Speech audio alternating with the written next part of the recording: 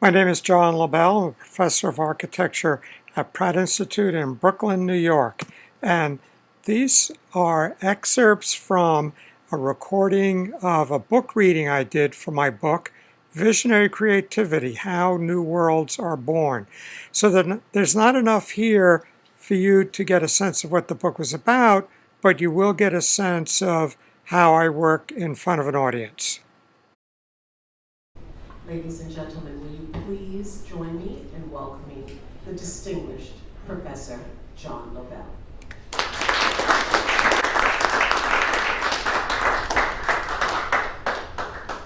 Lots of old friends and students from decades ago. You know, some of the students from the past 10, 20 years had top positions at firms all over the world, but in particular SOM, and they were working on this very elaborate parametric software for the New World Trade Center. And so, yeah, my students are working at SOM. And their boss was this silver-haired partner at SOM. He was one of my students also. So I've long been interested in creativity, and I've read a lot of the books.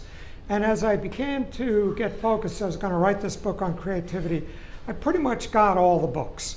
They're almost all about neurophysiology and synapses and neurotransmitters and parts of the brain with big Latin names. And so finally, I have a passage in my book where I quote some of that stuff. Has this ever helped anyone design a building or make a movie or write a book? And here I am teaching architecture, and I have the privilege of teaching a survey of history of architecture. I don't know everything. So I'm usually with a team of 5 people doing the 2-year sequence. So I'm sitting there listening to my younger colleagues' lectures, and they really know this stuff. I'm just learning and learning this. And does anybody writing books about creativity know this stuff? Know what Michelangelo was doing? And I do, because I've been listening to my brilliant young colleagues. And also I had the good fortune, I realized over the years, I spent years with Joseph Campbell, and he chose me to be one of the advisors for his foundation. I studied Tai Chi with Chin-Ming Chang, studied Buddhism with Trungpa Rinpoche, and these are like, you know, the leading creative figures of the 20th century. Studied city planning with Edmund Bacon, architecture with Louis Kahn and Robert Venturi. Maybe I figured I'd gotten old enough that I could put some of this down on paper. So that's my book. I can summarize my book in 2 sentences. Visionary creatives swim in the culture of their day and manifest in their work the spirit of their age. The things they create in art, design, science, technology, business embody that spirit, and at the same time restructure our consciousness and pull us into the future. We can live in the past, or we can create the future, and most importantly, culturally, we can keep alive in the West a moral and creative center in the heart of each individual, or we can surrender that role, that responsibility that resides in each of us. So you might wonder, why would creativity be under attack? Isn't creativity an unquestioned good? But as we will see in this book, a particular form of creativity that I am calling vision creativity can be a serious challenge to the status quo. It has the potential to bring forth new worlds, but then what happens?